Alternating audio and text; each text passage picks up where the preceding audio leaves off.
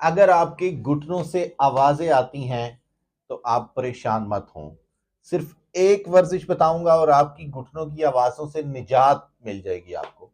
आपने बिल्कुल इसी तरह बैठना है। आपकी घुटने आप जिस भी जगह पे बैठे हैं उस एज पे मौजूद हों।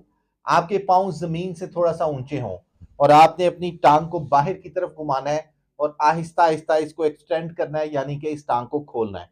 5 सेकंड्स के लिए होल्ड करना है और फिर आहिस्ता इसको नीचे लेकर जाना है। 20 रेपिटेशन इसके सुबह, 20 शाम। दूसरी, इसी का दूसरा पार्ट, आपने टांग को अंदर की तरफ घुमा लेना है और टांग को आहिस्ता आहिस्ता ऊपर की तरफ लेकर आना है।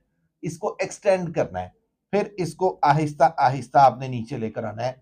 अगर आप ये वर्जिश दिन में 2 दफा 20 रेपिटेशन के साथ करते हैं तो ये जो आपकी घुटनों से आवाजें आती हैं, आपको परेशान करती हैं, ये बिल्कुल खत्म हो जाएंगी। अपनी सेहत का ख्याल रखिए।